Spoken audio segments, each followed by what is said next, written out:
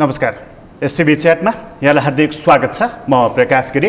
STV च्याटको आजको अङ्कमा हामी कुराकानी गर्नेछौँ नेपाल कम्युनिस्ट पार्टीभित्रको आन्तरिक अवस्थाको बारेमा। बडा अप्ठ्यारो स्थिति के देखिएको छ भने दुवै पद प्रधानमन्त्री केपी शर्मा ओली, नेकपाको अध्यक्ष केपी शर्मा ओली, पार्टीको फाँट उहाँको फेलियर भयो। सरकार सञ्चालन गरिराख्नु भएको छ, त्यहाँ पनि उहाँ फेलियर हुनुभयो। त्यसैले दुवै मोर्चाबाट उहाँ हट्नुपर्छ भनेर अर्को समूहले भनिराखेको छ र यो विषय निकै धेरै पेचिलो बनिराखेको छ। स्थायी कमिटीको बैठक एकातर्फ, अर्को छुट्टै बैठकहरू अर्कोतर्फ। यो खालको स्थितिमा एउटा प्रगति भएको देखिएको छ। दुई अध्यक्षहरू बसेर मन माझेर कुरा गरिएको भनेर विश्लेषणसहित यी कुराहरू सार्वजनिक भएका छन्। यो मन माझेर कुरा भएपछि चाहिँ अब नेकपा भित्रको आन्तरिक बेमेल जुन देखिएको छ यो शान्त हुन आँटेको हो। नेकपा फुट्छ कि क्या हो भनेर एक थरी मानिसहरू जुन आकलन गरिरहेका थिए, ती राजनीतिक भविष्यवाणी गर्ने मानिसहरूको भविष्यवाणी फेल खाँदै गरेको आजको अङ्कमा मूलतः सरकारको काम गर्ने तौर तरिका नेकपाको नमिलेको कुरा आजको अङ्कको मूल बसाइ यो रहनेछ। र आज हामीसँग कुराकानीको लागि स्टुडियोमा पूर्व सञ्चार मन्त्री, नेपाल कम्युनिस्ट पार्टी नेकपाको नेता गोकुल बास्कोटा हुनुहुन्छ। तपाईँलाई स्वागत छ। धन्यवाद प्रकाशजी। यो नेकपाको अहिलेको विवादको नि अब धेरै कुराहरू भए, उसले भनेका जोडकोड नमिलेका कुराहरू थुप्रै आए। तपाईँले हेर्दाखेरि चाहिँ चुरो कारण चाहिँ के हो विवादको?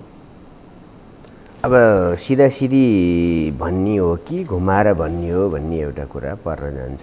सिधा भन्यो भने बेस हुन्छ नि। मेरो बानी नै त्यही हो, म त्यही नै भनिदिन्छु। त्यो कुरा के हो भन्दाखेरि चाहिँ खासमा चाहिँ सैद्धान्तिक कुरा होइन। यसमा केही व्यवहारिक कुराहरू र केही चाहिँ पावर सेयरिङका कुराहरू जस्तो देखिन्छ र हुनै त्यही हो भन्ने लाग्छ। यदि सैद्धान्तिक कुरा थियो भने सैद्धान्तिक हिसाबले, वैचारिक हिसाबले वा उसको मूलभूत राजनीतिक मान्यताको हिसाबले र त्यसको काम गराइको हिसाबले कहाँ कहाँ चुक्यो। जस्तो तपाईँले भूमिकामा बताउनु भयो कि सरकार फेलियर भयो। फेलियर भयो भने कुन कुन पोइन्टमा फेलियर भयो त त्यो विषय पो छलफलमा आउँछ त। प्रधानमन्त्री वा अध्यक्षबाट राजीनामा दिनु पर्यो भन्ने माग हुँदैन नि। पहिला मिटिङ हुन्छ, मिटिङमा त्यो मुद्दा चलाउनु पर्यो भने यो पोइन्टमा सरकार असफल देखियो। स्थायी कमिटीको मूल मुद्दा मध्येको 5वटा मुद्दा मध्येको एउटा मुद्दा सरकारको निर्मम समीक्षा गरिनेछ भनेको छ। होइन, त्यो निर्मम गर्नुहोस् नरम गर्नुहोस् त्यो भाषासित मलाई धेरै मतलब छैन। त्यो निर्ममै गरे हुन्छ। राजनीति आफैमा निर्मम चिज हो। त्यो निर्मम भन्ने शब्दले चाहिँ हामी यसपटक चाहिँ माया दया केही पनि गर्नेवाला छैनौँ, छुट दिनेवाला छैनौँ। यदि माया दया थियो भने राजनीतिमा जङ्गबहादुरको कोत पर्व, अरू त्यसपछि अरू ठुल्ठुला हत्या हिंसाका कुराहरू, ठुल्ठुला आन्दोलनहरू आफैभित्र देशभित्रै, आफ्नै दाजुभाइभित्र देशभित्रै, पार्टीभित्रै, पार्टीहरूको फुट विभाजनभित्रै यो त हामीले सबै पार्टीमा बेहोरेका छौँ नि। स्वार्थ त त्यहाँनेरिको प्रधान बिन्दु बन्छ। हेर्नुहोस्, बनेकै छ होइन, संसारभरि नै बन्छ र त्यसैले यो नै प्रमुख र प्रधान मूल प्रवृत्ति हो कि होइन भन्ने कुरा हामीले हेर्नुपर्छ। जब पार्टी हुन्छ, पार्टी भइसकेपछि चाहिँ स्वार्थ चाहिँ व्यक्तिको भन्दा समूहको बढ्ता हुन जान्छ। त्यसैले पार्टी हुन्छ भन्ने कुरा हो। त्यसैले निर्मम गर्नुहोस् वा नरम गर्नुहोस्, गरम गर्नुहोस् वा सरल गर्नुहोस्, मलाई भन्नु केही छैन। तर कुरा के हो भन्दाखेरि निर्मम समीक्षा भन्दै गर्दाखेरि चाहिँ प्रधानमन्त्रीले सरकार चाहिँ चलाउन सक्नु भएन, उहाँले राजीनामा दिनु पर्यो। बटम लाइन भन्यो अब यो विषय यस्तो छ। त्यो बटम लाइन त बिहान एउटा भन्छ, बेलुका अर्को भन्छ। बटम लाइनको कुरा त्यति हो। बटम लाइन यदि त्यही हो भने सबभन्दा पहिला यो भन्नु पर्यो, मलाई साइन्स पढाउने एकजना कृष्णकुमार श्रेष्ठ भन्ने सर हुनुहुन्थ्यो। उहाँले के भन्नुहुन्थ्यो भने डेन्सिटीको बारेमा, घनत्वको बारेमा पढाउँदा चाहिँ हिन्द महासागर र प्रशान्त महासागरहरू मिसिन्छन् तर मिल्दैनन् भन्नुहुन्थ्यो कि। अचम्म लाग्दो कुरा हो नि। यदि त्यही हो, एमाले र पूर्व माओवादी मिसिन्छन् तर मिल्दैनन्, कारण चाहिँ डेन्सिटीले। समुद्र र समुद्र पानी पनि उस्तै छ नि। यो कति क्लासमा पढ्नु भएको तपाईँले? कति मलाई पढाउँदाखेरि स्कुल लेभलमा पढाउँदा भनेको अब कि चाहिँ हामी त्यहाँ जानु पर्यो हो? यो डेन्सिटी नमिलेको कुरा त साँच्चै हो, सबैलाई थाहा छ। त्यसो भने हामी त्यही हिन्द र प्रशान्त महासागरको त्यही कुरामा जाने हो वा अब हामीले यो राजनीति हो नि त, यो चाहिँ अर्को पक्ष हो, त्यो प्रकृति होइन राजनीति हो। त्यहाँ चाहिँ विचार, भाव, दृष्टिकोण, सङ्गठनात्मक मान्यताहरू प्रधान हुन्छन्। प्रधानमन्त्री वा पार्टी अध्यक्ष दुवै हटाउने भन्ने कुरा विधानमा छ कि,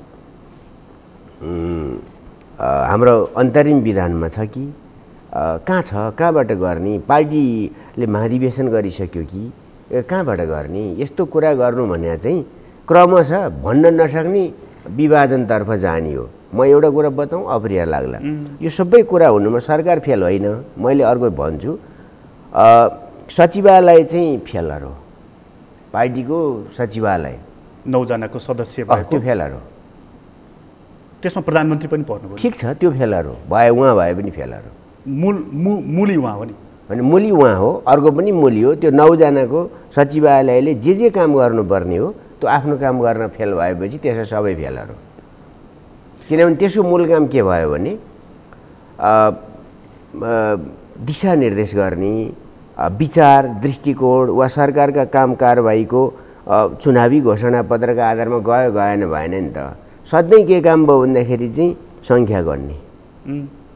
सङ्ख्या गर्ने, कहिले 3 पुग्यो रे एउटाको, कहिले 7 पुग्यो रे, कहिले 8 पुग्यो रे, कहिले 9 पुग्यो रे, कहिले 1 मात्रै भयो रे। यही गर्नलाई स्थायी के अरे त्यो सचिवालय त चाहिँदैन नि त।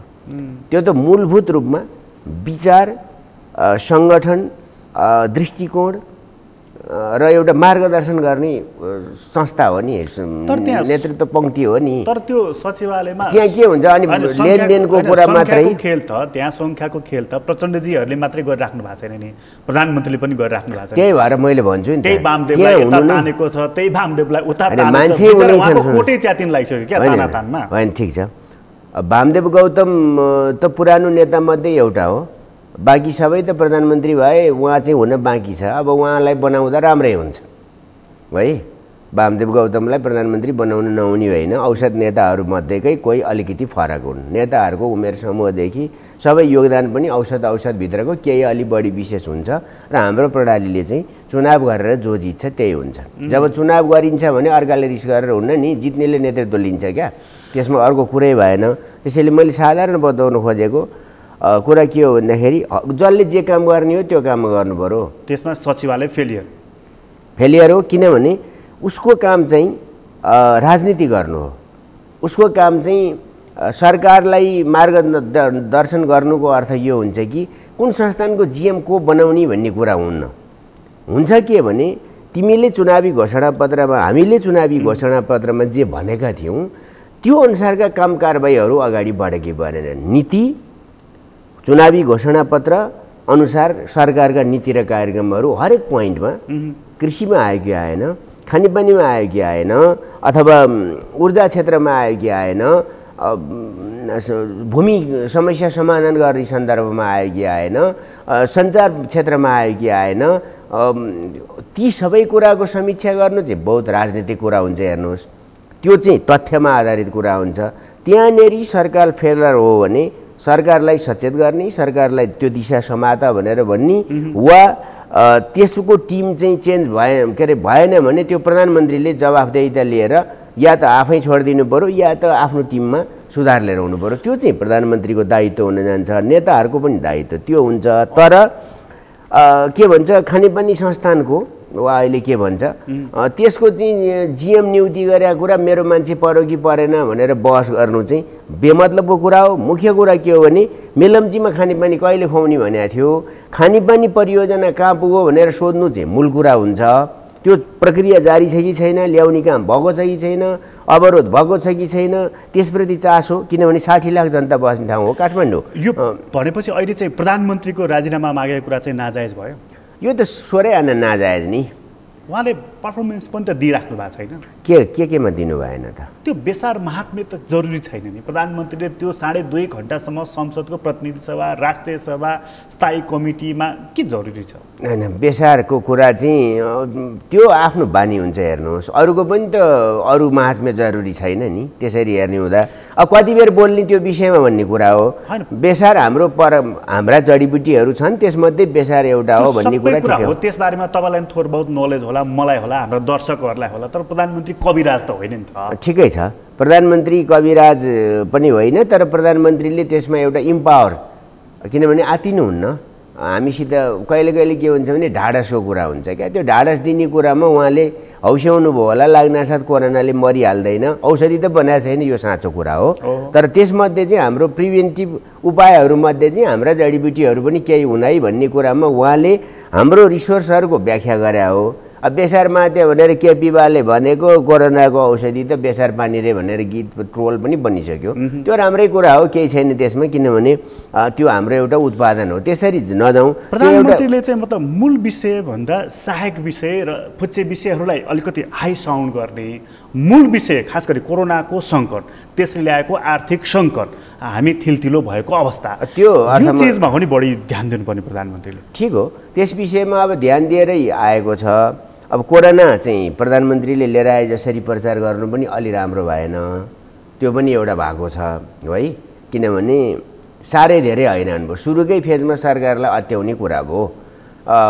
कुनै सामग्री खरिद भयो हुँदा खरिद भयो, गलत भयो, ठिक भयो, आदि इत्यादि भयो। त्यसका निम्ति हाम्रा चेक एन्ड ब्यालेन्सका दर्जना उठाउँछन्। हेर्नुहोस्, ती सुतेर बसेका विषय उठाए हुन्छ, ती सुतेर बसेका छन्। अनि उठे भयो, संसदमा कुरा उठ्छ, बाहिर कुरा उठ्छ, मिडियामा कुरा उठ्छ भने चाहिँ त्यसको बारेमा ध्यान आकर्षण भइहाल्छ। तर प्रधानमन्त्रीले सुरुमै भर्डिक्ट एउटा कुरामा जस्तो त्यो स्वास्थ्य सामग्री खरिद गरिएको कुरा हामीले त सरकारले ल्याओस् भनेर पब्लिकले अपेक्षा। मलाई अलिकति सक्न दिनुहुन्छ कि मेरो कुरा?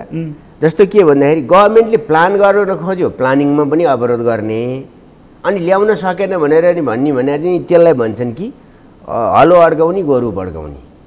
त्यो एउटा कायदा नेपाली राजनीतिमा रमाइलोसित छ। त्यो कायदाबाट नेपाली समाज पनि ग्रस्त छ, नेपाली मिडिया पनि ग्रस्त छ, त्यसबाट नेताहरू पनि प्रभावित छन्, सांसदहरू पनि प्रभावित छन्। किनभने मिडियामा आएको कुरा लगेर सांसदहरूले त्यही यस्तो आयो रे भन्छन्, डकुमेन्ट त हेर्दैनन् है, डकुमेन्ट पढ्ने पनि होइनन्, डकुमेन्टमा के छ हेर्दा नि हेर्दैनन्, खास कुरा के छ त्यो पनि सोध्दैनन्। तर किनभने त्यहाँ भनिदियो एउटा हामी अलिकति यो लैलैको पोलिटिक्स भन्छ नि, सर्फेसियलमा त गएकै हो। त्यो कुरा म मान्छु। त्यसले प्रधानमन्त्री पनि प्रभावित हुनुभयो होला अलिअलि, त्यो समाजको अलिअलि त्यो कुरा चाहिँ अब भनिदिउँ न त यस्तै छ भन्ने लाग्यो होला। त्यो मेजर कुरा होइन। मैले भनेको कोरोना मात्रै हो त नेपालको समग्र कुरा, सरकारको समग्र कुरा कोरोना मात्रै होइन होला। कोरोनाको औषधि खरिद गर्दाखेरि पनि अनियमितता त्यहाँ प्रधानमन्त्रीले चाहिँ भए अख्तियार छ, भए लेखा समिति छ संसदको, फाइल तानेर अध्ययन गर्न पर्यो नि। अनि भएदेखि चाहिँ के भन्छ अदालत पनि छ। अर्को चाहिँ त्यसका निकायहरू पैसा निकासा भएका बिल भरपाईहरू कहाँ छन्, कसो छन्, त्यसको चाहिँ मार्केटको कुरा आइन्छ। हामी त यस्तो बेकुफ हौँ कि एउटा कसैले सस्तोमा ल्याइदिन्छु भनेर हल्ला मचाएको थियो, देशै त्यसको पछि लाग्यो, तर आएन नि। त्यो मान्छे चाहिँ कहाँ गयो भनेर नि खोज्दैनौँ हामी, क्या को चाहिँ सही हो भनेर। तर त्यो स्वास्थ्य सामग्रीको सन्दर्भमा त भ्रष्टाचार भएको सरकारकै पछिल्लो निर्णयले पनि बदमासी भारै छ। ल सुन्दैन, बदमासी भए त्यसमा उन्मुक्तिको माग प्रधानमन्त्रीले गर्नुभयो र? तिनीहरू त कारबाही गरे भइहाल्छ, कारबाही गर्न मिल्छ, गर्न पर्छ, हुन्छ। त्यो कुरामा मलाई त केही पनि छैन। म आफै त्यस्तो एउटा चाहिँ नेपाली केही एकजना मान्छेले अभियुक्त बनाएको मान्छे हो। म त्यसमा आउँला। मैले भनेको त्यसमा मात्रै नजाउँ। तपाईँले आज कुरा गर्दा म बताउँछु यो हाम्रो सिस्टमले गाइड गर्नुपर्छ। मूल रूपमा सिस्टम गाइड गरेको छैन भने गर्दैन भने सिस्टमलाई झगझग्याउनुहोस् न। सिस्टम होइन, बनाउने त सरकारले हो नि त। सुन्नुहोस् न, सबै सिस्टम सरकारले चलाउँदैन। जस्तो कि अदालत सरकारले चलाउँछ त, अलिकति ठिक्क कुरा बुझौँ न हामी। अनि अख्तियार चाहिँ सरकारले चलाउँछ त हो, नियुक्ति त सरकारले गर्छ नि। अब प्रधानमन्त्री चाहिँ के अरे प्रधानमन्त्रीको शपथ चाहिँ राष्ट्रपतिबाट हुन्छ। अब राष्ट्रपतिलाई फेरि शपथ चाहिँ प्रधान न्यायाधीशले गराएको हुन्छ। प्रधान न्यायाधीशले शपथ चाहिँ फेरि कोसित खाएको हुन्छ नि, त्यो पनि राष्ट्रपतिसितै खाएको हुन्छ होइन? अनि कसलाई शपथ खुवाएको? हाम्रो मोडेल जे छ त्यो मोडेलमा जानु पर्यो। त्यसैले भ्रष्टाचार दुराचार जेसुकै भएको छ त्यसमा कसैलाई एक्सक्युज दिनु पर्दैन। एकदम सिधा कुरा, प्रधानमन्त्रीले गरे भए प्रधानमन्त्री नै माथि हान न, त्यो त हान्नै पर्छ नि। कसैलाई पनि एक्सक्युज दिनु पर्दैन? पर्दैन। तपाईँलाई भए पनि पर्दैन? पर्दैन, पर्दैन। त्यो माग गर्नु पनि हुँदैन, त्यो अपराध हुन्छ। तपाईँलाई त प्रधानमन्त्रीले एक्सक्युज दिनुभयो नि। नै, प्रधानमन्त्रीले आफूलाई लागेको कुरा भन्नुभयो। म त के अरे लिगल ट्रायलमा, सोसल ट्रायलमा, पब्लिक अडिटमा आफै गएको छु नि। तपाईँलाई नै सोध्छु नि त म। तपाईँले लिएर आएर त्यो ममाथि लागेको आरोपको डकुमेन्ट पढ्नुभयो प्रकाशजी? त्यति दुःख गर्नुभयो? 70 करोड गोकुल बाँसको, अब तपाईँको नामै मान्छेले बिर्सिसके 70 करोड भनेर सम्झिन्छ। यसो भयो नि, त्यो त हामी लैलैमा कागको पछि कुद्ने बानी परेपछि र अर्कालाई खसाल्दा मजा आउने हाम्रो सोसाइटीको विशेषता हो। हामी त्यसद्वारा अभ्यस्त छौँ, अभिशप्त छौँ। त्यसले मलाई केही पनि फरक पार्दैन, केही पनि फरक पार्दैन। भोलि फरक पार्ला नि? पार्दैन। चुनाव आउँछ नि, चुनावमा पनि मलाई फरक पार्दैन। पार्टीको पनि आन्तरिक फोरमका चुनाव हुन्छ, कुनैमा फरक पर्दैन। म के भन्छु भने यदि न्यायको हत्या गरिन्छ भने जेमा पनि फरक पर्छ। सत्य छ र न्यायको पक्षमा कुरा गरिन्छ भनेदेखि त के पनि भएकै छैन, निर्णय नै नभएको कुरा। यो 70 करोड रुपियाँ मैले चाहिँ केही पनि गरेको छैन भनेर पुष्टि गर्नु सक्नुहुन्छ? म अदालतमा गएको छु, पुष्टि त्यहीँबाट होस्। म अख्तियारले छानबिन गर्दैछ, पुष्टि त्यहीँबाट होस् न। तपाईँले मलाई बाँकी के अरे त मैले त्यहीँ जवाफ दिइहाल्छु नि, त्यहीँ दिएकै छु नि। तपाईँलाई म यो सोधेको छु, तपाईँ किन डाइभर्ट गर्दै हुनुहुन्छ? तपाईँले लिएर आएर त्यो डकुमेन्ट हेर्ने चेष्टा गर्नुभयो यहाँ। तपाईँ जस्तै अरू मिडियालाई, तपाईँ जस्तै मैले नेपाली मिडियालाई पनि भने डकुमेन्ट हेर्ने भयो। कसैले डकुमेन्ट हेर्नुभयो? कति छ त्यहाँ? 70 करोड के 27 करोड के अरे 27 अर्ब भनेको छ होइन? त्यो चिज 18 अर्बमा आउँदै थियो भन्ने कुरा कसैले हेरेको छ? डकुमेन्टले पुष्टि गर्ने कुरा त त्यो होला नि। 27 मा नआउने भएपछि, कुरा नमिलेपछि 18 मा आउन आँटेको। अन्त 18 के अरे 18 मा सुन्नुहोस् न, 27 होइन 52 भन्ने नि थियो नि, 42 भन्ने नि थियो नि, 35 भन्ने नि थियो नि, 36 भन्ने नि थियो नि, 32 भन्ने नि थियो नि। यी भन्नेहरूको अभाव होइन नि। तपाईँको अडियोमा चाहिँ अलिकति मार्जिनको कुरा तपाईँले गर्नुभएको छ। सुन्नुहोस्, त्यो अडियो सडियो सब फेक हो। म अहिले तपाईँको बनाइदिन्छु एआईको युगमा। मलाई केही पनि, म पनि यही मिडियामा काम गरेर त हो नि। एडिटिङ कसरी हुन्छ, के अरे अडियोहरू कसरी बन्छन्, भिडियो कसरी, त्यो अडियो तपाईँको होइन? होइन। ए जाँच गर्नुहोस् न, भइहाल्यो नि, सिद्धिको नि। जाँच गरे हुँदैन त? ऊ ती छन् नि अहिले बनाएका ट्रोलहरूमा पनि देखिन्छ नि, कति बनाइरहेको हुन्छ, कुन चाहिँ हो। जाँच गरे भइहाल्यो नि, त्यसमा मलाई कुनै मतलब छैन क्या। मैले भनिसकेँ अगाडि नै, तपाईँ फर्की त्यहीँ नजानुहोस् कि मलाई एक्सक्युज चाहिँदैन, कसैको पनि एक्सक्युज चाहिँदैन। तर चाहिँदैन तपाईँले भन्नुभयो। तर प्रधानमन्त्री कार्यालय चाहिँ यस्तो ठाउँ हो जसले प्रतिभा जन्माउँछ भनेर तपाईँको नामै लिइकन भन्नुभयो। मलाई बडा खुसी लागेको थियो। 3 दिनपछि तपाईँको त्यो केस आयो। सुन्नुहोस् न, यस्ता कुरा धेरै कुरा खोल्दै पनि जालान्। कसरी यहाँनेरि प्लटिङ हुन्छ, के हुन्छ, तपाईँलाई डुबाउनु पर्यो भने सेटिङ हुन्छ, अनेक सेटिङ हुन्छ यहाँ। जे पनि तपाईँलाई डुबाउनको लागि पनि सेटिङ अनेक हुन्छ। त्यो कुरा नि म एउटा कुरा बताउँछु नि, त्यो कुरा पुष्टि भयो भने म पोलिटिक्स टोटल म जेल जान नि तयार। मृत्युदण्डको कानुन छैन, छ भने त्यो भोग्न नि पुष्टि भयो भने त जेल जान तपाईँ तयारै हुनु परेन, लगिहाल्ने भए। सुन्नु न, मेरो कुरा पनि तपाईँ चाहिँ यति तयार किन हुनु भएन नि? अर्कालाई औँलो ठड्याएको छ, यति औँलो ठड्याउनु भएको छ, आफूले गर्ने सानो काम चाहिँ गर्दै हुन्थ्यो नि त हजुर। प्रधानमन्त्रीलाई चाहिँ तपाईँले विशेष तपाईँप्रतिको अनुरागको कारण चाहिँ के? मेरो कुनै अनुराग छैन। सुन्नुहोस्, तपाईँको होइन, प्रधानमन्त्रीको छ तपाईँसँग। एउटा कुरा, जसको पनि आफ्नो पार्टीका मान्छेको कुरा हुन्छ, बुझै हुन्छ नि। तपाईँलाई तपाईँको बाउले आमाले जति कसले धेरै बुझे हुन्छ। तपाईँलाई पनि कुनै ब्लेमिङ लाग्यो भने त्यो कुराको सत्यता हो कि होइन भन्ने कुराको अलिकति थाहा हुन्छ नि। म एउटा बताइदिउँ, भन्नुहोस् न। 7वटा मन्त्रालय संलग्न छन्। राजीनामा त मैले दिएको छु नि, किनभने प्रश्न म माथि उठ्या हुनाले। अनि प्रश्न नै उठ्नेको कुरा गर्नुहुन्छ भने तपाईँ अरू प्रश्न उठाएको छैन नि देशका नेताहरू। अहिले त्यो प्रश्नको कुरा गर्दा तपाईँले 52 अरबको नि कुरा गर्नु, त्यो चाहिँ त्यस्ता प्रस्तावहरू चाहिँ नै कसले ल्याउँदो रहेछ? त्यस्ता प्रस्ताव चाहिँ मैले तपाईँहरूकै मिडियामा 10 ठाउँ भनिदिएको छु त। तपाईँहरूले हेर्नुहुन्थ्यो, पढ्नुभयो, आफ्नै अर्काइभिङ पल्टाएर हेर्नु। एकचोटि सुन्नु न फेरि। भने त्यही पल्टाएर हेर्नु नि तपाईँहरू। दलालहरू यति आउँछन् कि करोडका प्रस्ताव लिएर आउँछन् भनेर मैले मिडियामा ओपन सार्वजनिक ठाउँमा 10औं ठाउँ भनेको छु। लिएर कसले आउँछ? मान्छे आउँछन् नि बाबा, कम्पनी आउँछ। मान्छे त आउँछ कि पार्टीकै आफ्नै पार्टीका आउँछन् कि अर्काको पार्टीका आउँछन् कि? जो घनश्याम भुषालजीले अगाडि भन्दै हुनुहुन्थ्यो नि, बिहानदेखि बेलुकासम्म हाम्रा नेताहरू दलालसँग ब्रोकरहरूसँगै उठ्छन्, तिनीहरूसँगै लन्च खान्छन्, डिनर पनि तिनीसँग। यो नबताउँ को आउँछ को आउँदैन। पत्रकारका पछि लाएर पनि आउँथे, चिनाउन उनले लिएर आउँथे। नेताहरू पछि लगाएर नै आउँछन्, सांसद पछि लगाएर नै आउँछन्। यो नआउने होइन, आउँछन् किनभने बिजनेस भएको ठाउँ मान्छे आउँछ। तर आउनासाथ तिनको कुरा मान्नुपर्छ कसैले, स्वीकार्नुपर्छ कसैले। त्यो परेन, त्यो त हेर्नु पर्यो नि त, डकुमेन्ट। त्यही भएर म भनिदिन्छु नि त।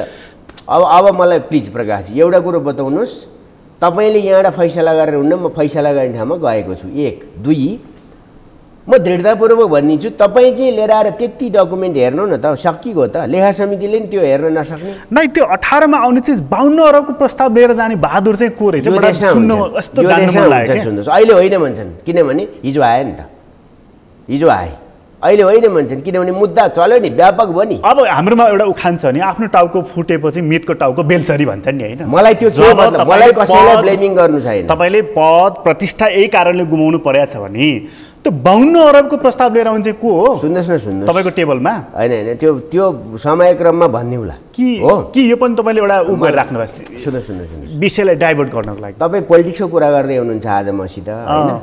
तपाईँ फेरि यता नै फर्किनु भयो। तपाईँ समय कति छ म जान्दिनँ। यसै विषयमा कुरा गर्नुहुन्छ भने यसै विषयमा बोलाउनुहोस्। एक वाक्य मात्र यसमा बोल्दिनुहोस्, त्यसपछि म त मैले अघि नै बताइसकेँ, अडियो फेक हो। 2 त्यो चिज 27 अर्ब पनि होइन, 28 अर्ब पनि होइन, 18 अर्बमा आउँदै थियो। एउटा कुरा म विनम्रतापूर्वक भन्न चाहन्छु कि हामी वर्षमा 8 अर्बदेखि 10 अर्ब रुपियाँ बाहिर लगेर धनी भइरहने कि 18-19 अर्बको प्रोजेक्ट लिएर आएर 30 वर्षसम्म हामीले त्यसको चाहिँ लाभ लिने, यो कुरा गरौँ क्या। हामीलाई विकास चाहिने, हामीलाई निर्माण चाहिने, हामीलाई प्रगति चाहिने, तर हामीलाई सबै कुरा चाहिने भइरहँदा पनि यति हो कुरा चाहिँ। त्यसैले मेरो कुरा के छ भने म ढुक्क छु, म जुनसुकै सजाय भोग्न नि तयार छु, म जहाँसुकै फेस गर्न पनि तयार छु।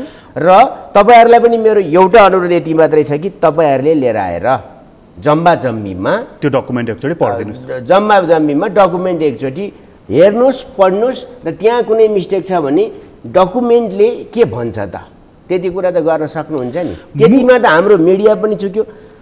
त्यही कुरा गर्नुहुन्छ भने मलाई त 70 करोड खायो भन्यो अरे, अनि सांसद लेखा समितिकै मान्छेले 4 अर्ब खायो भनेर नि भन्यो नि, भनेन? भन्यो कि भनेन? त्यो भने हो कि होइन? के भन्छ त लेखा समिति?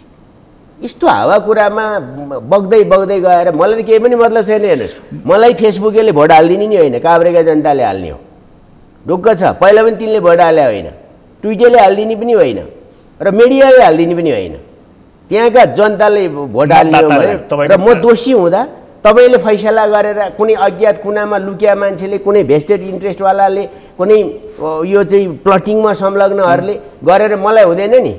मलाई अख्तियार वा अदालत वा लेखा समितिले नै गरोस् नि त। म मूल प्रश्नमा आएँ भाइ, यो प्रकरण टुङ्ग्यो होइन? किनभने यसमा तपाईँले अब अदालतले जे फैसला गर्छ मान्छु भनेपछि सकिहाल्यो त्यो विषय। मैले त राजीनामा नि अरूको प्रश्न उठाएर दिउँ न त, खै किन नदे? नैतिकताको कुरा गर्नुहुन्छ तपाईँ? यो नैतिकता खै नैतिकता खै? म यो बताउँछु, मलाई मात्रै प्रश्न उठाएको छ। प्रश्न उठ्नेहरूले राजीनामा दिने आँट गरे, आरोप मलाई मात्रै लाग्यो हो, मार्सी चामलको आरोप लागेको थिएन। खै त किन नदिए? तपाईँ मसित ख्याउँ आउनुहोस् न, मानक बनाऊ नेपाली राजनीतिमा शुद्धताको, सहीपनाको, बजारे हल्लाको होइन, तथ्यको, प्रमाणको, सहीपनको घोटाला जम्मै छानबिन गर्नुहोस् न। सबै भयभरको संसार छानबिन गर्नुहोस्। म एकदम तयार छु, जुनसुकै सजाय भोग्न तयार छु नि। यस्तो कुरा गरेर हुन्छ? मान्छेलाई जिउँदै लखेटेर हत्या गरौँला भन्ठाने होला, त्यो होइन गोकुल बासकोटा। बुझ्नुभयो? खेदेर भाग्ला भन्ठाने होला, त्यो होइन गोकुल बासकोटा।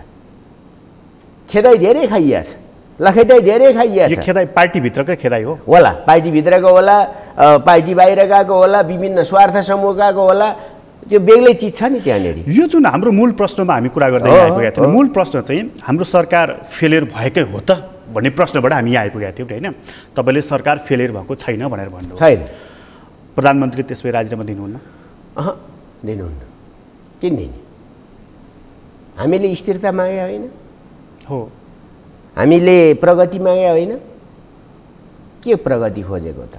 स्थिरता त माग्या हो, तर प्रचण्डजीसँग फेरि त्यो 5 बुँदे सम्झौता अढाई वर्षको। मलाई यहाँ जान दिनुहोस् न, तपाईँ पहिलोबाट जानुहोस्। स्थिरता खोजेको र प्रगति खोजेको होइन? स्थिरता खोजेको, प्रगति पनि खोजेको होला नि सँगसँगै हो। अनि प्रगतिका प्रक्रियाहरू सुरु भएका छैनन्? छन् कि छैनन्? केलाई मान्नुहुन्छ प्रगतिको प्रक्रिया आरम्भ? तपाईँ सुन्नुहोस् न, मैले सुनेको छु बाटो के अरे मरिचमानले पनि बनायो अरे, बनायो होला। हामी टनेल युगमा प्रवेश गऱ्यौँ, हामी कनेक्टिभिटीलाई बढ्दा जोडिरहेका छौँ, हामी आर्थिक उत्पादन। टनेल बन्यो चाहिँ कहाँ त? नागढुङ्गै गयो भयो नि त, सुरु भएपछि बन्छ होइन? सुरु भएपछि बन्छ होला नि, पहिलो पाइलो हिँडेपछि गन्तव्यमा पुगिन्छ होला होइन? कि दुर्घटना परेर बिचैमा मर्नु पऱ्यो? होइन भने पुगिन्छ होला नि त। सुरुवात त भयो। सरकारले गर्ने सबै विकास सबै प्रक्रियाहरू अगाडि बढाएको छ। अब यहाँ कस्तो हुन्छ भने के पनि गरेन भन्छन्, त्यो हावा कुरा हो। के पनि गरेन भने उहाँहरूको क्षेत्रका जनता किन चुप लाएर बसेका छन् त? मेरो त्यही प्रश्न छ। ल, ठुलै नेताको कुरा गरौँ, ठुल्ठुलै नेताको कुरा गरौँ, कहाँ बसेका छ त? कहाँ बसेका छ? त्यसपछि सरकारले भयङ्कर काम गरिराखेको छ। मेरो क्षेत्रमा त काम भएको छ। तपाईँले त प्रभावमा पारेर बजेट धेरै लैजानुभयो भन्ने व्यापक हल्ला छ। अनि ठिकै छ, काभ्रेमा बजेट जान्छ, परियोजना हुनु पऱ्यो, जान्छ नि। हामी कहाँ एयरपोर्टको पनि कुरा भएको छ, के अरे सिँचाइको पनि कुरा भएको छ, हाइड्रोको पनि कुरा भएको छ। एयरपोर्टको कुरा गर्दा मैले सम्झेँ एउटा कुरा, त्यो तपाईँले जुन त्यो एयरपोर्ट बनाउने कुरा गर्नुभयो। नै म त्यो त जान्न कि, हामी अलमल्ली राख्यौँ। मैले भनेको के हो भने मेरो जिल्लाको कुरा गर्दिनँ, के काहीँ पनि काम भएको छैन त? बाटो घाटो, पुल, पुलेसा, खानेपानी, सडक, टावर अथवा यस्ता चिजहरू, स्वास्थ्य चौकी भनेको यी कुरालाई लिएर प्रधानमन्त्रीको राजीनामा माग्नुपर्ने अवस्था होइन भन्ने तपाईँको मूल भनाइ? विकासे कुरा सरकारले चुनावी घोषणापत्रमा जे उल्लेख छ ती कुराहरूबाट सरकार डेभिएसनमा गएको छैन। त्यसकारणले राजीनामा माग्ने कुरा बेकारको कुरा हो। मागियो चाहिँ किन त त्यसपछि? मलाई थाहा छैन, फेरि अर्कोलाई हुनु पर्यो होला, त्यसकारण माग्नु, त्यो कुरा होला। त्यो अहिले जुन संवाद भइरहेको छ प्रचण्डजीसँग हिजो भयो, यो कुराले चाहिँ प्रधानमन्त्रीलाई त्यहाँबाट स्टेप डाउन गराउँछ? स्टेप डाउन प्रधानमन्त्रीलाई कसरी? स्थायी कमिटीमा प्रचण्डजीहरूको बहुमत देखियो। बहुमत अल्पमतको कुरा त यो अहिलेको पार्टीमा छँदै छैन, त्यो सब नक्कली कुरा। 30 जना स्थायी समिति सदस्यहरू प्रचण्ड, माधव नेपाल, वामदेव गौतम, झलनाथ खनाल, नारायण काजी श्रेष्ठ लगायतको ठुलो कुरा हो नि। 30 जना त्यो जम्मैलाई थाहा छ। एउटाका विरुद्ध सबै लागेपछि 30 होइन 300 जना पनि पुग्छ, तर सोलुसन त्यो हो जस्तो मलाई लाग्दैन। छिनोफानो त बहुमतले नै गर्छ नि। छिनोफानो बहुमतले गर्ने अहिलेको हाम्रो विधानमा छैन, सङ्क्रमणकालमा छैन। त्यसरी छिनोफानो गर्नको निम्ति महाधिवेशन हुनुपर्छ। महाधिवेशन किन टारिराखेको, किन नगरेको? महाधिवेशन गर्दा भयो नि त। छिनोफानो महाधिवेशनबाट गरौँ न पहिला। सचिवालयमा, स्थायी कमिटीमा, केन्द्रीय कमिटीमा नै त्यो बाधेको कुरा के छ भने आउने महाधिवेशन समेत सहमतिका आधारमा गरिन्छ भने चाहिँ तपाईँहरूले पछि लेख्नुहुनेछ टिको लगाएर फलाना फलाना चाहिँ टिको लगाएर, अध्यक्षको त कुरै छोड्नुहोस् हो, त्यो केन्द्रीय समितिमा पर्नेहरू पनि टिको लगाएर दौराको फेरमा झुन्डिएर अथवा चाहिँ पटुका समातेर पछि लागेर यी चाहिँ नेता भए भनेर तपाईँहरूले यो गरि नै हाल्नुहुन्छ। हाम्रो हेडलाइन हुनेछ भोलि पर्सि? हुनेछ, यो कुरा एकदम प्रष्ट छ। त्यति नै कुरा लेखिसकेको छ क्या त्यहाँ। मतदानको प्रक्रियाबाट टुङ्गो लाग्दैन त्यहाँ? केही कुरा लेखिसकेको छ भने खालि दुनियाँ झुट्याउन नक्कली कुरा गर्ने, त्यही कुरा लेखेको छ। केन्द्रीय समितिको समेत चुनाव हुन गाह्रो छ। त्यसमा अध्यक्ष को हुने भन्ने कुरा पनि अहिले नै म्याच फिक्सिङ छ। तपाईँ सहमतिको आधारमा टुङ्गो लगाइनेछ भनेपछि त अब सहमतिको आधारमा त आउने महाधिवेशनसम्म त्यसो गर्ने भने चाहिँ त्यहाँ चुनाव त हुँदैन नि त। डेमोक्रेटिक राइट त प्रतिनिधिहरूले, त्यसमा त डेमोक्रेटिक राइट त प्रतिनिधिहरूले त उनीहरूले त प्रयोग गर्न त पाउने कुरा त छँदै छैन। भनेपछि त चुनाव तपाईँको कुरा अनुसार त केन्द्रीय कमिटीको चयन पनि चुनावी प्रक्रियाबाट हुने छैन लेखिसकेको छ भने त्यहाँ तपाईँहरू त्यही हेर्नु न। अनि अहिले त्यो लेखिसकेको छ, अहिले अगाडि पनि के लेखेको छ? सहमतिको आधारमा चाहिँ निर्णय हुनेछ। सहमति त भाँडियो नि त अहिले।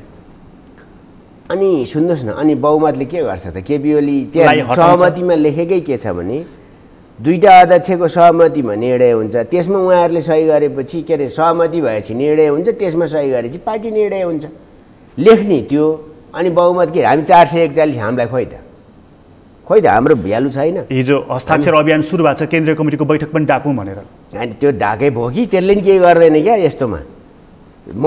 मलाई के थाहा छ भने हामीले अहिले पहिलो विभाजन देखिरहेका छैनौँ नेकपाभित्र वा नेपाली काङ्ग्रेसभित्र। पहिलो विभाजन नेपालको राजनीतिले देखिरहेको छैन हो। अहिले विभाजन हुन्छ म त्यो भन्दिनँ, तर यस्तो हल्ला सडकमा जुलुस निकालेर केन्द्रीय कार्यालयमा घेरेर यो वा त्यो कारणले एउटा गुटमा सामेल भएकै मान्छेहरूका अनुहार छन् त, तिनले धुम्बराई घेरे के हुन्छ, मैले यहाँ आएर बोले के हुन्छ। सुन्नुहोस्, म पनि बोलिरहेको छु हो, म क्लियर छु त। तपाईँले मलाई प्रधानमन्त्रीको निकट भन्नुभएको छ, मैले विधिको नि व्यवस्था गरिदिएको छ। दुनियाँले हेर्दा म धेरै गुटियाभित्र पर्छु, अनि हिजो त्यहाँ घेर्न जाने नि गुटियाभित्रै छन् क्या हो। त्यसैले गुटभन्दा बाहिर हामी छैनौँ। हेर्नु सिधा कुरा। भनेपछि अब कुरा के छ भने सिधा कुरा गरौँ त्यसपछि भनेपछि प्रधानमन्त्रीले यो कार्यकर्ता संलग्न भएर बनाएको पार्टी एकता होइन। दुईजना अध्यक्ष मात्रै मिलेर दुईटा राजनीतिक नेतृत्वले इम्पोज गरेको वा त्यसलाई चाहिँ एक्सप्लोर गरेको विषय हो, वा त्यसलाई चाहिँ एउटा चाहिँ बेसरी चाहिँ टुङ्गोमा पुर्याएको हिजो यिनै कुरा त कहीँ भएन। हिजो अघि तपाईँले एउटा उदाहरण दिँदै हुनुहुन्थ्यो नि, हिन्द महासागर र प्रशान्त महासागरको ठ्याक्क छुट्टेको देखिन्छ होइन। हामीले पनि नदी हेरे पनि छ, मिसिया छ, मिल्या छैन। तेल पानी भन्छ नि होइन। अहिलेको हिजोको पूर्व एमाले र पूर्व माओवादीको एकीकरण भनेको चाहिँ कयौँ जिल्लामा अझै बाँकी छ। तेल पानीकै म त्यसो भन्दिनँ, धेरै उत्तेजित कुरा गर्नु नि आवश्यक छैन। मैले एउटा कुरा भने हाम्रो राजनीतिक यथार्थ भनिदिएको, भित्रभित्र रातभरि नेता उचाल्ने, मिल्नुहुन्न है, छोड्नुहुन्न भनेर बिहान गएर धर्ना बस्नुको काम छ तिनै नेताहरूले, तिनै युवाहरूले। युवा विद्यार्थी अथवा नेता केन्द्रीय सदस्य, सुन्नु नि, केन्द्रीय सदस्य युवा विद्यार्थी त बढी उद्वेलित हुने समय पनि हो, उमेर पनि हो। तीनवटा मानसिकता यहाँनिर देखियो। यो तीनवटा मानसिकताको बारेमा म तपाईँसँग एक गरेर कुरा। एउटा मानसिकता राष्ट्रपतिलाई महाभियोग लगाएर हटाउन खोजिएको भन्ने मानसिकता रहेछ, जुन कुरालाई हिजो प्रचण्डजीहरू शीतल निवास जानुभयो, होइन त्यसो गर्न लागेको, हामीले कानुनविदसँग सल्लाह पनि गरेका छैन भनेपछि राष्ट्रपतिले ए हो र मलाई त अर्कै ब्रिफिङ भएको थियो भन्नुभएछ। अब यसो गरेर तपाईँ त्यहाँ हुनुहुन्थ्यो, राष्ट्रपति र माधव नेपाल, झलनाथ खनाल प्रचण्ड भएको ठाउँमा? म थिइनँ भने किन यो कुरा गर्दै हुनुहुन्छ त? त्यहाँ के भयो मलाई थाहा छैन। त्यो मानसिकता कति हाबी हो? यसो गरौँ न, अलिकति कुरा के भयो भने म एउटा साधारण कुरा भनिदिन्छु। नेताहरू यसो चरणको कुरा गरेको मैले। यो नेकपा कसरी बन्यो भने यसका दुईटा पृष्ठभूमि छन्। एउटा पृष्ठभूमि एमालेको, अर्को पृष्ठभूमि माओवादीको। त्यसको पृष्ठभूमिभित्रको त्यसको साङ्गठनिक, वैचारिक, राजनीतिक, दार्शनिक, शैलीगत सबै एउटा दुईटा कुरा भयो, फरक दुईटा कुरा भयो।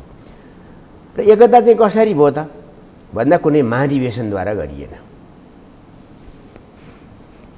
दुईटा नेताको मन मिल्यो, दुईटा नेताले विषय तोके, टुङ्गो लगाए, त्यसपछि त्यही कुरालाई दुईटा केन्द्रीय समितिले अनुमोदन गरे, दुईटा पार्टीका केन्द्रीय समिति भङ्ग भए र अर्को एउटा केन्द्रीय समिति बन्यो।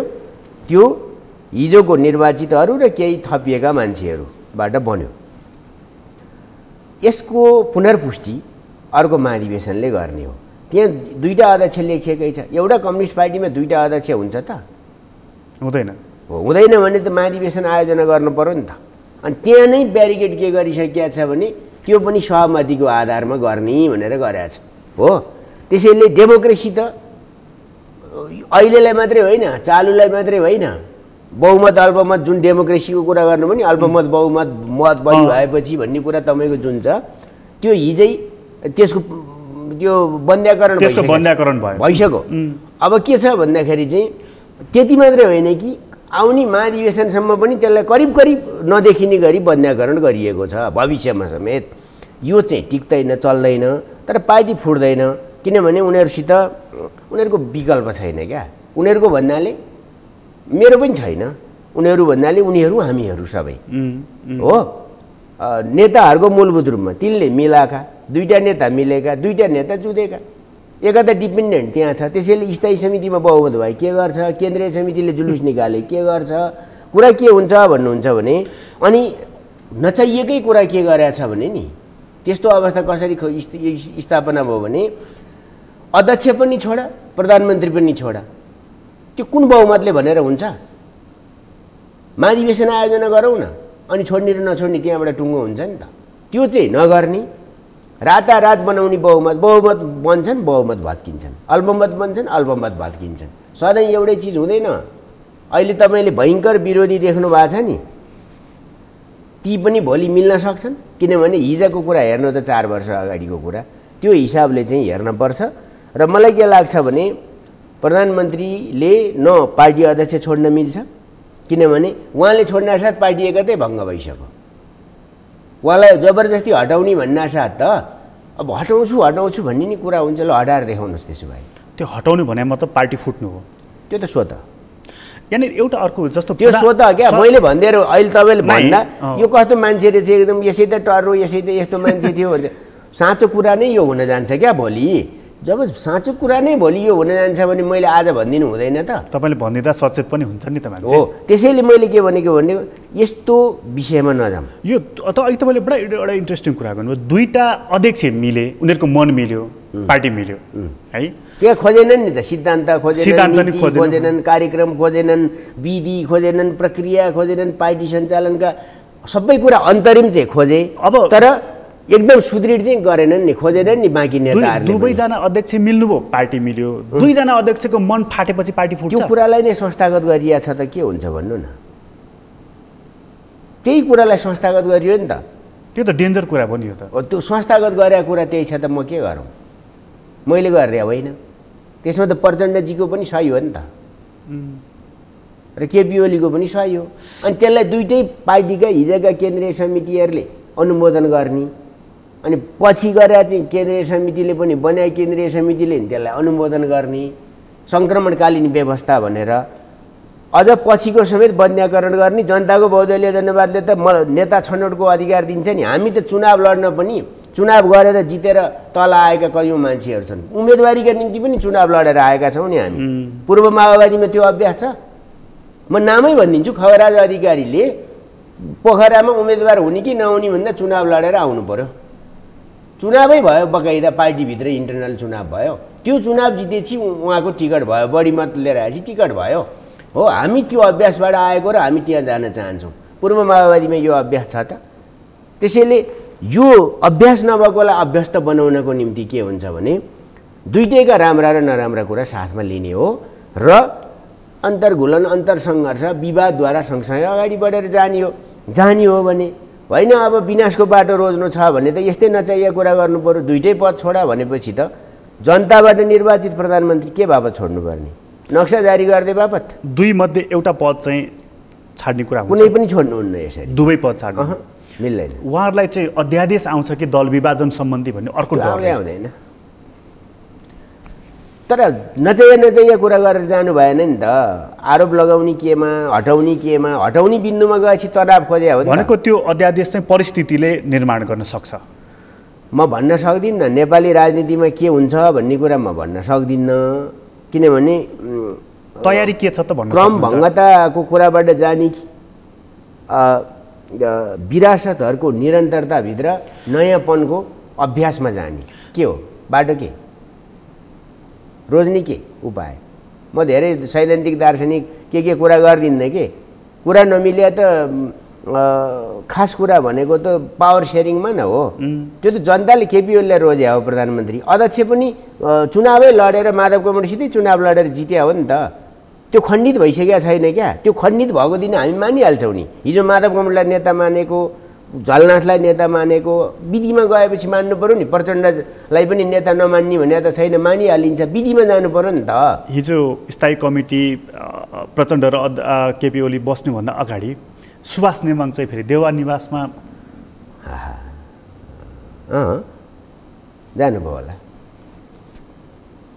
सत्ता समीकरणको खेलको कुराहरू आइरहेको छ बदलिन खोजेको कङ्ग्रेससँग हात मागेको यसो छ नि म त्यो ज्योतिष होइन है कि म ज्योतिष होइन कि सत्ता समीकरण बदलिन्छ बदलिँदैन भन्ने अब सत्ता समीकरण बदलियो भने चाहिँ कस्तो अवस्था हुन्छ भने नेपाली राजनीतिमा सबभन्दा अविश्वसनीय शक्ति चाहिँ नेकपा बन्न जान्छ। जनता अगाडि एउटा कुरा गरेको छ, चिज अर्को गरिदिएको छ। त्यो त 5 वर्षपछि हुन्छ नि त चुनावमा। अब 3 वर्ष बाँकी छ। प्रधानमन्त्रीलाई दण्ड दिने जनताले हो। यो अहिले चाहिँ यो पर्दाभित्र चाहिँ अलिकति जस्तो प्रधानमन्त्रीको पनि अस्ति देउवासँग संवाद भएको कुरा सुनियो, सुभाष नेमाङको कुरा हामीले चर्चा नै गरिहाल्यौँ। हिजो मात्रै चाइनिज राजदूतले चाहिँ माधव नेपाललाई भेटेको चर्चा पनि सुनियो। के भइरहेछ भित्र यो? अनि केही नै भएको छैन नि, त्यो त भित्रको कुरै छैन नि। बाहिर हो पनि नेकपाभित्र अहिले विवाद छ, अलिकति असहजता छ। तर मलाई के लाग्छ भने यो त्यति धेरै टाढा पुगेर विभाजनकै बिन्दुमा चाहिँ पुग्दैन। यो यसले अलिकति मन्थन गराउँछ, रन्थन आउँछ मान्छेहरूलाई। अनि कसैलाई चाहिँ यो फुट दिएर अब चाहिँ हाम्रो पालो आयो कि क्या हो भन्ने जस्तो पनि लाग्न सक्छ। कसैलाई चाहिँ ठिक्क भयो भन्ने नि पर्न सक्छ, कसैलाई पिर पनि पर्न सक्छ। पिर गर्नु, चिन्ता लिनु राम्रो हो, तर उनीहरूसित केही दायित्व छन् क्या, युगीन दायित्वहरू नेताहरूसित, उनीहरूसित भन्नाले हामीहरूसित पनि। जो मुख्य प्लेयर त हुन्छ नि त्यहाँनेरि, मेसी र रोनाल्डो त हुन्छ त्यहाँ, हुन्छ काउन्टरमा लड्दा पनि, रक्षकहरू पनि हुन्छन्, किपर पनि हुन्छ। त्यो सबै कुरा भएपछि नि एउटा गेम हुन्छ। हुन चाहिँ सबैको भूमिका हुन्छ, तर मूल पात्रहरूको दायित्व छ है। उनीहरू देश, जनता वा कम्युनिस्ट पार्टीको भविष्य नै समाप्त गराइदिनेतिर जान्छन्, न भूतो न भविष्यति। यति नआथ्यो न यो एउटा कथा, दन्त्य कथाको रूपमा नेपालमा कुनै बेला यस्तो थियो अरे भनेर कि त्यहाँ बिन्दुमा पुर्याउँछन्, कि उनीहरूले त्योबाट अलिकति हाई टेम्पोबाट घटेर तल आउँछन् र एहे कहाँ हामी मात्रै हो र, हामी त यत्र 8 लाख सदस्य छन्, ती सदस्यप्रति जवाफदेही हुनुपर्छ। 3 करोड जनताले पनि विश्वास गरेर बहुमतमा पुर्याइदिया पार्टी हो यो। त्यहाँ पनि हाम्रो दायित्व छ, इन्टरनेसनल कम्युनिटीमा पनि हाम्रो दायित्व छ। यो दायित्व त बुझ्ने कुरा हो होइन, व्यक्ति व्यक्तिमा भर पर्छ। मलाई त्यस्तो लाग्छ। त्यही दायित्वले त मान्छेलाई एक आपसमा हार्दिक बनाउँछ। यहाँनिर राजदूतको सक्रियता, भेटघाटको चाहिँ यो नबुझेको कुरा क्या यो। अनि राजदूतले भेट्नु भयो होला नि त कसैलाई, यो के आपतको कुरा भयो त? अब त्यसको केही मिनिङ छैन। मलाई त्यस्तो मिनिङ केही भयो जस्तो लाग्छ। अघिल्लो पटक पनि उहाँले 3 जना नेताहरूलाई भेट्नु भएको थियो, यो पटक माधव नेपालबाट प्रारम्भ गर्नुभएको छ, केही त कारण होला नि। अब प्रारम्भ कहाँबाट गर्नुभयो, घोषित गर्नुभयो, कसलाई भेट्नुभयो, त्यो बेग्लै कुरा हो। राजदूत र नेताहरूको भेटघाट हुने कुरा साधारण हो। हेर्नुहोस्, त्यो भेट्नासाथ त्यही विषयमा कुरा भयो भन्ने पनि अर्थ लगाउनु हुँदैन। दक्षिणको मात्रै दौडधुप थियो, अब उत्तरको पनि सुरु भएको। यसो छ, यो त सत्य हो कि हामी 2टा ठुला देशको बिचमा बस्छौँ।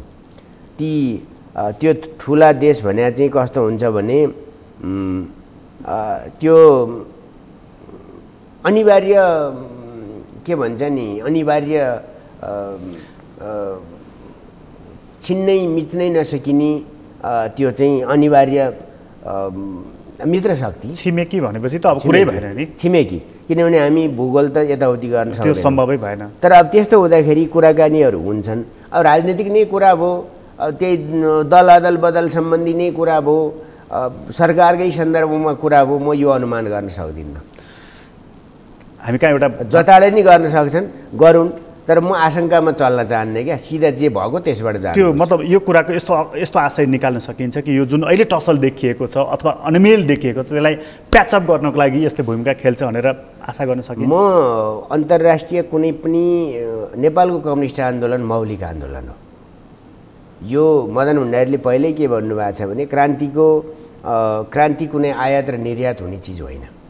सी विचारधारा त अहिले आयात भइरहेछ नि। के विचारधारा आयात भइरहेछ? सी विचारधारा स्कुल विभागले त्यही सञ्चालन गर्यो। यसो हो, सी विचारधारा चाहिँ चिनिया परिवेशमा त्यो लागू होला, हाम्रोमा हामी त्यसका राम्रा कुराबाट सिक्न सक्छौँ, त्यसलाई अनुकरण गरेर अप्लाई गर्न सक्दैनौँ। यो एकदम स्पष्ट हो। अस्ति त क्लासै चल्यो त, क्लास चल्यो होला, त्यही अनुभव आदान प्रदान गर्न कस्तो रहेछ त। हामी पनि जनताको बहुदलीय जनवाद भन्छौँ नि, त्यस विषयमा चिनिया कम्युनिस्ट पार्टीले वा दुनियाँभरका कम्युनिस्ट पार्टीले वा बुर्जुवाहरूले पनि, बुर्जुवा भन्नाले पुँजीवादपन्थीहरूले पनि के हो त यो भनेर जान्न चाह्यो भने हामी कक्षा लिन्छौँ, कक्षामा सामेल भइहाल्छ नि। साधारण कुरा हो। तपाईँ दुईवटा सम्भावना देखिराख्नु भएको छैन। एउटा प्रधानमन्त्रीले अध्यक्ष र प्रधानमन्त्री दुवै पद छोड्ने सम्भावना देखिराख्नु, मिल्दैन भने। अर्को मिल्दैन भने सरकारले दल विभाजन सम्बन्धी अध्यादेश ल्याउने पनि देखिराख्नु भएको छैन। यसो छ, एउटा विभाजन भन्ने कुरा चाहिँ निकै कुरा हजारचोटि सोचेर एकचोटि काट्ने छिन्छ त्यो काटेपछि हेर्नुहोस् महारानीजी पक्का छ त्यो कुरा। त्यसैले के भन्छ भने यदि माओवादीकै कुरा गर्ने हो भने माओवादको कुरा गर्ने हो भने माओले कतै भनेको कुरा वा चिनिया उखानको कुरा होला त्यो माओवादभित्र आएको। एकचोटि काट्नु छ भने काट्नुभन्दा अगाडि 10 चोटि नाप्नुपर्छ भन्ने छ, बुझ्नुभयो? त्यसैले विभाजन हुनुभन्दा अगाडि अब यसमा उचालिने नेताहरूले 10 चोटि सोच्नुपर्छ। अब कसले पार्टी बनाउने, नयाँ पार्टी बनाउने कोसित उमेर छ भन्नु त? 10 वर्ष 12 वर्ष युद्धमै प्रचण्डजीको बैंस बितिगयो, केपी ओलीको बैंस जति जेलमै बितिगयो, अब माधव नेपालको पनि सङ्गठन गर्दा गर्दै यसो गर्दा गर्दै बितिगयो, प्रधानमन्त्री हुँदा पार्टी चलाउँदा त्यो अवधिमा बिते नै सकेको छ। झलनाथजीको पनि त्यही हो भनेपछि अब यिनको नेतृत्वले चाहिँ त्यो काम गर्ने भन्ने कुरा हुन सक्दैन। मेरो विचारमा दोस्रो जेनेरेसनले दोस्रो तेस्रो राजनीतिमा केही पनि हुन्न, हेर्नुहोस् है, जो सक्रिय छ त्यही दोस्रो त्यही पहिलो, मेरो बुझाइ यति हो। उमेर सुमेरले हुने मलाई केही पनि उमेरले हुन्थ्यो भने मदन भण्डारीले दुनियाँको लिडै गर्न सक्नुहुन्थेन नि, त्योभन्दा भेटरन नेताहरू त अरू थिए नि त। त्यसैले उमेरको कुरा नगरौँ न। आइन्स्टाइनले कुन उमेरमा साइन्सको नयाँ चिज बनाइदिएको, लेनिनले कुन उमेरमा चाहिँ त्यहाँ चाहिँ रसियन क्रान्ति गरेको, यो उमेर सुमेरको कुरा नगरौँ कि यो एउटा गतिशीलताको कुरा हो, एउटा सहीपनाको कुरा हो, दृष्टिकोण विचारको कुरा हो। त्यसले पार्टी फुट्छ भन्ने मलाई लाग्दैन। उनीहरूसित त्यो अवधि पनि छैन। अब फुट्यो भने के हुन्छ भने एउटा दुर्भाग्य हुन्छ होइन? त्यो दुर्भाग्यले लपेट्छ धेरैलाई। सहीपना र गलतपना छुट्टिन पनि फेरि नेपाली समाज त्यही यो लाग्नु चाहिँ लाग्छ, पछि उसको विकल्पै छैन, किनभने मल्टिपार्टी डेमोक्रेसी छ, त्यो अन्त जानै सक्दैन। अस्ति भर्खर एउटा निर्वाचन आयोगमा दल दर्ताको लागि निवेदन परेको छ नि नेकपा एमाले, त्यो त व्यक्तिगत स्वतन्त्रता हो। त्यो प्रधानमन्त्रीको अथवा प्रधानमन्त्री निकट रहनुभएका नेताहरूको फोटोसहित सार्वजनिक भएका थिए नि महेश बस्नेतजी। यसो छ नि, प्रचण्डसित सँगै काम गरेर एउटै समितिमा बसेर प्रचण्डवाद बनाउनुपर्छ भनेर चाहिँ लेख्ने नै मान्छेले पनि त नेकपा पार्टी दर्ता गर्नुभएको छ नि निर्वाचन आयोगमा, छैन? गोपाल किराँतीले, त्यो गोपाल किराँतीले दर्ता गरे पार्टीमा केपी ओली जानुभयो त? प्रचण्ड जानुभयो त? जानु भएन। कहाँ आउनुभयो त भन्दा केपी ओली र प्रचण्ड आफैले बनाएको पार्टीमा आउनुभयो भनेपछि त्यो कुरा हुन्छ। त्यसैले पार्टीहरू बनाउँछन्, मलाई मन लाग्यो म बनाउँछु नि, कसले रोक्न सक्छ? त्यो अहिले त्यसो भएदेखि अब अहिले जुन संवाद पनि भएको छ, स्थायी कमिटीको पनि जारी छ, प्याचअपको सम्भावना कति देख्नुहुन्छ त्यसो भए? प्याचअप भन्ने कुरा नगरौँ हो, एकता खोजेको जनताले, कार्यकर्ताले। त्यो एकता त अघि त पनि हिन्द महासागर र प्रशान्त महासागरको टाइम लाग्छ नि, त्यो चाहिँ प्रकृतिको, यो चाहिँ राजनीति हो। यहाँ छिटो अन्तर्गुलन चाहिँ हुन्छ, टाइम लाग्छ नि। तर यहाँ 4-6 महिनामा यो उबड खाबड 2 महिनामा भयो क्या, 2 महिनामा त्यही बढ्ता भयो। त्यही भएर मैले सचिवालयले राजनीति गरोस् होइन, सचिवालयले यस्तो काम नगरोस् भनेको के। यो नेकपा चाहिँ चर्किएको सिसाइ नै भयो त? मलाई त्यस्तो लाग्दैन। न ठक्क तल झर्ने न सक्क सग्लो रहने, फुटेको क्या, ऐना अनुहार हेर्ने पनि नमिल्ने भयो क्या। छैन त्यस्तो, त्यो बिन्दुमा धेरै दिन रहँदैन। सिसा चर्केपछि त खतमै भइगयो नि। हाँडी चर्केर सिसा चर्केपछि खतम हुन्छ क्या। त्यो चर्किया हाँडी पनि हुँदैन, चर्किया सिसा पनि हुँदैन, मत माझामाझ हो। यसलाई के उपमा दिनुहुन्छ? हाँडीको दिनुहुन्छ कि सिसाको दिनुहुन्छ? होइन, या चाहिँ यो चाहिँ छेप्रास्ता जस्तै भ्ल्याट जाला पड्केपछि ड्याममै क्या, कि चाहिँ यो ठ्याक्क अब राठीकोल भन्ने एउटा थियो नि, त्यो फेभिकोल टाँस्ने, अब त्यो चाहिँ त्यो लिएर आएर लिसो, नेपालीमा लिसो लिएर आएर जनताले कार्यकर्ताले टाँस्न खोजेका छन्। नेता अलिकति राम्ररी टाइअप हुन जरुरी छ। बारम्बार अस्थिरताको कुरा गर्नु हुँदैन, त्यसप्रति चाहिँ जनताको खबरदारी रहन्छ। तपाईँको अन्तर्मनले के भन्छ? यो 2 महिनामा विवाद, 2 महिनामा हङ्गामा, तपाईँहरूलाई त झन्झट छँदैछ, सारा देशवासीलाई झन्झट छैन र? अनि यसमै रमाइराखेका छन् त नेताहरू, हामी के भन्न सक्छौँ? गर्नु हुँदैन भन्ने थाहा छ। चिज जे हो त्यही भने भइगयो त। कसैलाई काहीँको राजदूत चाहियो भने त्यहाँको राजदूत मलाई चाहियो हो भने भइगयो त। यसमा राष्ट्रपति चाहिँ कति संलग्न हो? राष्ट्रपतिको संलग्नता हाम्रो संविधानले पनि कल्पना गर्दैन। राष्ट्रपति र नेताहरूको बिचमा भेट स्वाभाविक छ, त्यो प्रतिपक्षी सत्तापक्ष जो पनि हुन्छ त्यसको अभिभावक हो फर्स्ट। त्यसो हुँदाखेरि चाहिँ राष्ट्रपतिको संलग्नता, उहाँ पहिला कार्यकर्ता हुनुहुन्थ्यो एमालेको, नेता हुनुहुन्थ्यो एमालेको, त्यो हिजो हो, आज होइन। हाम्रो संविधानले त्यो इजाजत दिन्छ। आजको यो विवाद मिलाउनको लागि राष्ट्रपतिले भूमिका खेलिराख्नु भएको छ। अब यो हामी के गर्न खोज्दैछौँ? राष्ट्रपतिलाई हामी जबरजस्ती विवादमा लिएर आउन चाहँदैछौँ। हिजो प्रचण्डजीहरू जानुभयो, अस्ति प्रधानमन्त्री जानुभयो, अलि अगाडि चाहिँ त्यत्रो सामूहिक चाहिँ भोज भयो। अनि त्यहाँ सामूहिक भयो त अरू पनि जानुभएछ नि त, तपाईँले भनेको कुरा मान्दा। प्रचण्डजी र झलनाथजी मात्रै त जानु भएन छ, अरू पनि त जानुभएछ। राष्ट्रपति यहाँ गइहाल्छन् नि। राष्ट्रपति व्यक्ति होइन कि संस्था हो। संस्था हो, तर त्यो संस्था राजनीतिमा अहिले इन्भल्भ हुँदै गरेको अथवा तानिएको, ड्र्याग गरिएको। कसरी तान्यो? राष्ट्रपतिले कुनै गल्ती गर्यो, यो चाहिँ गल्ती गर्यो भनेर कसैले भन्न सक्छ? कसले? तपाईँले तान्ने? अस्ति कुरा आयो नि त, के कुरा? संसदको अधिवेशन अन्त्य गर्ने सवालमा। संसदको अधिवेशन सरकारले लेखेर पठाएपछि राष्ट्रपतिले अन्त्य गर्ने त हो नि, के गर्ने त? असारको 22 गते संसदको बैठक डाकिएको थियो। संसदलाई बिजनेस सरकारले दिने हो, सभामुखको काम सभा सञ्चालन गर्ने हो। सभामुखलाई कम्तीमा थाहा त हुनुपर्छ। सभामुखलाई थाहा दिनै पर्छ भन्ने कुनै केही पनि छैन। बोलाउँदा पनि सभामुखलाई सोधेर बोलाउने हुन्न, किनभने सरकारले बोलाउने हो बिजनेस दिने गरी। त्यसले तिक्तता बढाउँछ नि। तिक्तता त सरकारले पठाएका चिजहरू पनि त त्यहाँबाट चाहिँ हालेको छैन नि, एक सर हुन्छ त। एमसिसी छलफल गर भनेर भन्दै होइन, पास फेल आफ्नो ठाउँमा हुन्थ्यो नि, त्यो नगराएको चाहिँ किन नि? सभामुखले नै रोक्यो। त्यो त सभामुखको दायित्वभित्र पर्छ नि, त्यो त कुन विषयलाई सूचीकृत गर्ने भन्ने त उहाँको कुरा हो नि। त्यो हाम्रोमा कस्तो हुन्छ भने एमसिसीमा के थियो भन्ने कुरा मलाई त थाहा छैन हो। संसदमा छलफल गरौँ न, जान्ने बुझ्नेहरूले बुझाइदेलान् भन्ने हाम्रो नि आशा हुन्छ नि। सर्वज्ञानी त एउटा मान्छे हुन्न, हेर्नुहोस्। अब तर हामी के भयौँ भन्दा पहिल्यै देशभक्त र देशघाती भयौँ। पहिल्यै क्या, पहिल्यै त्यो हेर्नु पढ्नु भन्दा पर्दैन। पहिल्यै सदाचारी हामी छुट्याइदिन्छौँ, भ्रष्टाचारी हामी छुट्याइदिन्छौँ। एक थरीले अमेरिकी सेना आउँछ भनिसक्यो, अर्कोले आउँदैन भने अर्को दलाल भइसक्यो होइन। अनि हामी एकचोटि राष्ट्रवादी हुन्छौँ, एकैचोटि दलाल विदेशी हुन्छौँ। हामीलाई कुनै पनि तथ्यमा जानु छैन क्या। यो त यस्तो भङ्ग्या चाहिँ तरिका हामी सबैले चलाइरहेका छौँ। त्यसैले म यो चाहिँ तथ्यमा जाने हो भने ती चिजहरू त छन् नि। त्यसो भएको हुनाले राष्ट्रपतिले केही पनि रोक्न सक्दैन, अध्यादेश आए पनि रोक्न सक्दैन। कसरी रोक्न सक्छ? कुन कानुनले रोक्न, कुन संविधानको वा कानुनको कुन दफाले राष्ट्रपतिलाई सरकारले पठाएको चिज रोक्न सक्छ? एकचोटि परामर्श गर्ने अधिकार उहाँलाई छ, त्यति हो। उहाँलाई मनै परेन भनेर फिर्ता पठाएको त दोहोऱ्याएर पास गरेर पठाइदियो भने लुरुक जारी गर्नुपर्छ, बाँकी के छ? बनाउँदा त्यस्तो एक प्रकारले चाहिँ सम्मानित संस्थाको रूपमा मात्रै बनाउने, अनि ऊबाट रोल हामी खोज्ने। पहिला पनि उठाएको थियो नि, रामवरण हुँदा पनि सेनापति कटवाल काण्डमा उठेको थियो हो, छ नि त त्यो कुरा।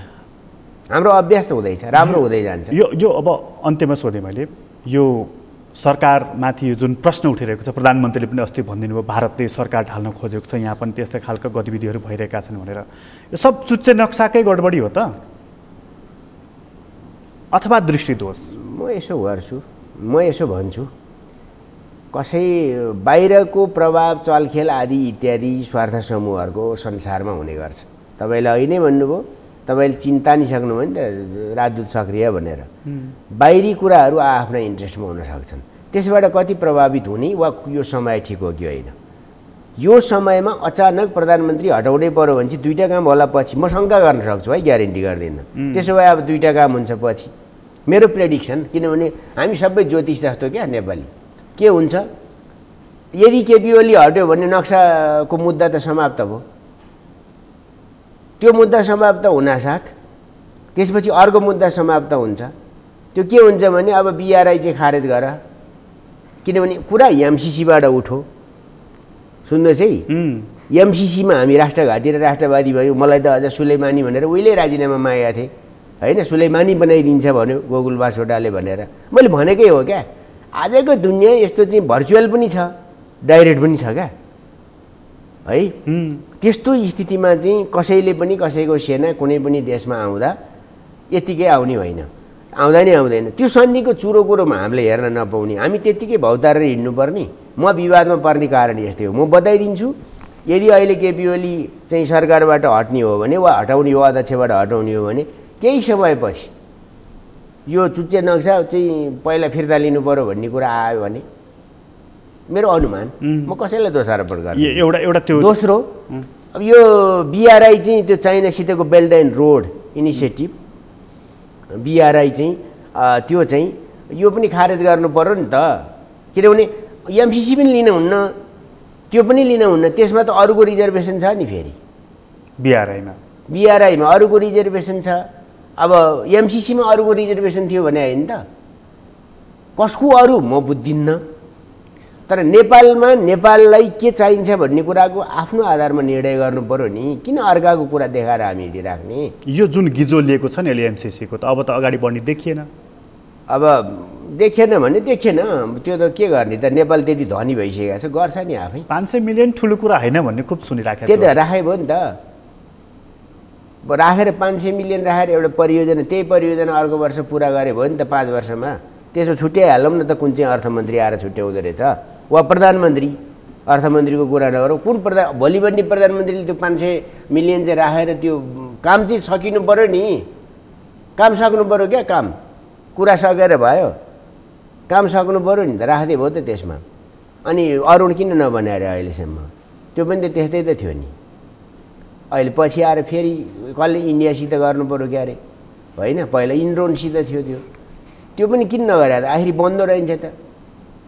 त्यसैले पैसा त्यतिकै उब्रिने चिज त होइन होला, त्यसको पनि हाम्रो देशको क्षमता हेर्नु पर्यो, अन्तर्राष्ट्रिय लगानीका कुराहरू हेर्नु पर्यो। दुई पक्ष लगानी कमजोर हुँदै जान्छ। मैले बुझेको यो, म अर्थशास्त्री पनि होइन, त्यो अर्थमन्त्रीलाई सोध्नुहोस् हो, उहाँको कुरा हो, उहाँले जान्नु होला नजान्नु होला, ठिक गर्नु हो बेठी गर्नुभयो, उहाँले त्यसमा घुसाउनु पर्थ्यो कि पर्दैन थियो, MCC त्यो मलाई थाहा छैन, त्यो उहाँको विषय हो, ठिक छ। तर एउटा तपाईँको भनाइ चाहिँ संसदमै पार्लियामेन्टमै सरकारले पेश गरेको कुरामा छलफल किन भएन भन्ने कुरा हो क्या। प्रश्न चाहिँ अर्थमन्त्रीले यता घुसायो अनि भने अर्थमन्त्रीले घुसाउनु हुन्थ्यो कि हुँदैन थियो, म जान्दिनँ, त्यो नघुसाएको भए हुन्थ्यो, गलतै कुरा जस्तो लाग्छ मलाई पनि। जुन विषय त्यहीँ चाहिँ पेश गरेर चाहिँ किन ल्याउनु पर्यो, तर लिएर आएको कुरामा चाहिँ सरकारले दिएको कुरामा चाहिँ किन संसदमा छलफल भएन त। महत्त्वपूर्ण सवाल चाहिँ त्यो रह्यो नि त। त्यसो भएको हुनाले हामी ढोगी कुरा धेर गर्छौँ, त्यसमा रमाइलो मान्छौँ, किनभने कम्बल ओढी घिउ खान सबैलाई मजा आउने, नक्कली कुरा गर्दा सबैलाई मजा आउने। सक्कली कुरामा त पारो तात्छ नि, कन्सिडर तात्छ क्या, झोकै चल्छ नि त। त्यसैले किन झोक चलाउने भन्ने लाग्छ मलाई। हामी रियलिस्टिक बनाउँ, नेपालले नेपालीको कुरा गरौँ। यो दलीय व्यवस्था हो, नेकपा अहिले खतम भयो भने अर्को आउला म भन्न सक्दिनँ को आउँछन् भनेर, तर नेपाल र नेपालीको कुरा नेपालीले नै फैसला गर्ने हो। को सक्रिय भयो को निष्क्रिय भयो मलाई यो मतलब छैन। यहाँलाई धेरै धेरै धन्यवाद। धन्यवाद आदरणीय दर्शकबिन, तपाईँलाई पनि धन्यवाद। आज हामीले कुराकानी गऱ्यौँ पूर्व सञ्चार मन्त्री गोकुल बास्कोटासँग। उहाँसँगको कुराकानी अहिलेलाई यति नै। एसटिभी च्याटबाट म प्रकाश गिरीलाई बिदा दिनुहोस्। सगरमाथा टेलिभिजन हेर्दै गर्नुहोला। नमस्कार।